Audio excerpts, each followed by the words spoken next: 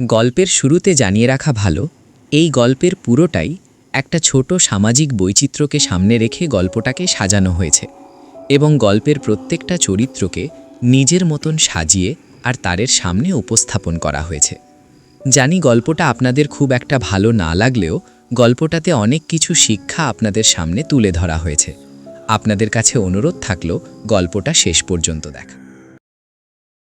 মানুষের লোভ ছোট হতে পারে, কিন্তু লোভের ফল কখনোই ছোট হয় না।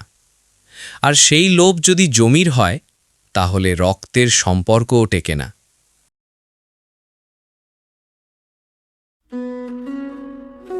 গল্পটা শুরু হয় খুব সাধারণভাবে। আপাতদৃষ্টিতে সব পরিবারেই এমন গল্প থাকে, কিন্তু সবাই মুখে বলে না। রিয়াজের বিয়ে হয়েছিল ৩ বছর আগে। গ্রামের ছেলে, সোজা সাপটা, পরিশ্রমী। নিজের বাড়িতে জমি খুব বেশি না, চাষ করে চলে। ছোট করে দোকানও ছিল বাজারে। বউ রেশমা, শ্বশুরবাড়ি পাশের গ্রামে। ওরা একটু ভালো অবস্থার, সবাই তাই বলতো। রিয়াজ কখনো উল্টো কথা বলেনি, কারণ বিয়ে সে ভালোবেসেই করেছে। তার কাছে টাকার চেয়ে মানুষ বড়।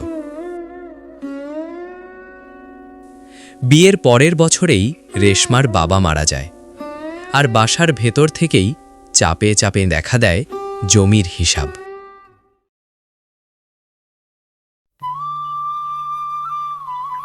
জমি মানে বাংলাদেশে আবেগ, অহংকার এবং যুদ্ধ, এটা সবাই জানে। রেশমার ভাই 2 জন, আর রেশমা একমাত্র বোন। হাসি মুখে কেউ কিছু বলে না, কিন্তু ভিতরে ভিতরে সবাই হিসাব করে। রেশমা বলতো, বাবার জমি আমাদের 4 জনের, এটা নিয়ে ঝামেলা করতে হবে কেন? রিয়াজ বলতো, মানুষের যখন জমি থাকে তখন মানুষকে আরও হিসাবি হতে হয়। ভাবছিল সবাই মিলে ভাগ হবে, কথা বলবে, সিদ্ধান্ত নেবে। কিন্তু দুর্ভাগ্য, পরিবারে কেউই প্রকাশ্যে ঝগড়া করতে চায় না। সব ঝগড়াই তারা করে ফিসফিসিয়ে। এর মাঝেই একদিন রেশমা কান্না নিয়ে বলে, ভাইরা বলতেছে আমার অংশটা ওরা নেবে, কারণ মেয়ে মানুষ জমি রাখলে নাকি সমাজে কথা হয়। রিয়াজ চুপ থাকেনি। সে বলল, সমাজ নাকি ভাইরা? সমাজের নাম দিয়ে যারা নিজের বাবার মাল নিতে চায়, ওদের আসল সমাজ নিয়ে মাথা ব্যথা নাই। এই কথাটা রেশমাকে সাহস দিল, কিন্তু ভাইদের পছন্দ হলো না।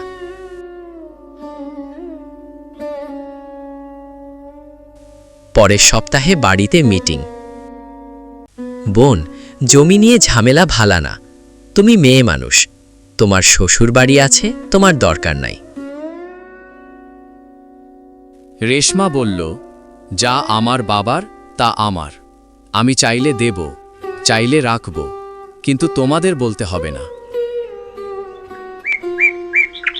ছোট ভাই হাসল, হাসি যেই ধরনের হয়, ভালো না। সে বলল, জমি ভাগ করলে আমরা চাষ করব, তুমি কি করবে? তোমরা তো ওদিকে। রিয়াজ এবার এগিয়ে এলো। সে শান্ত গলায় বলল, জমি মানুষের অধিকার। সে চাষ করুক বা বেচুক, এটা তার ইচ্ছা। তোমরা জমির কথা বলার আগে বাবার ইচ্ছার কথা ভাবছ। বাতাস ভারী হয়ে উঠল, কারণ সত্য কথা মানুষ সহ্য করে না। মিটিং ভেঙে গেল। নীরবতার নিচে আগুন লুকিয়ে রইল। এরপর থেকে সম্পর্ক বদলালো। দাওয়াত বন্ধ, ফোন কম, আর কথা বললেও চোখ এড়িয়ে।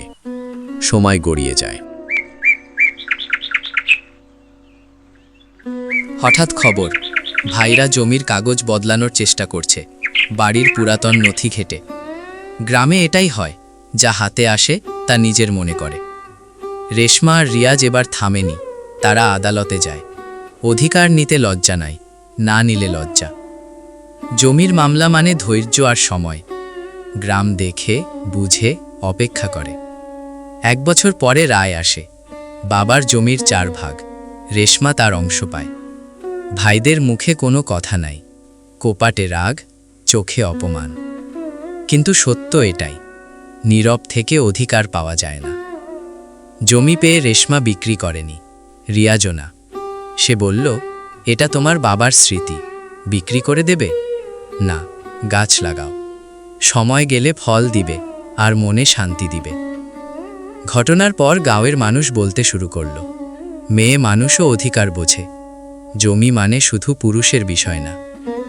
রেশমার ভাইরা পরে বুঝল, বোন ভালো, কিন্তু জমিতে বোনের অধিকারও আছে। আর রিয়াজ বুঝল, মানুষের পাশে দাঁড়ানো মানে শুধু কথা না, কাজ।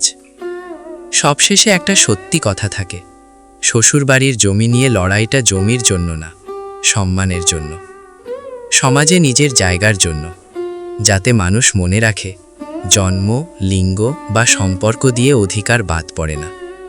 শেষ কথা নাই, নীতিবাক্য নাই, কারণ বাস্তব জীবনের গল্পে নীতি থাকে বলার জন্য না, বোঝার জন্য।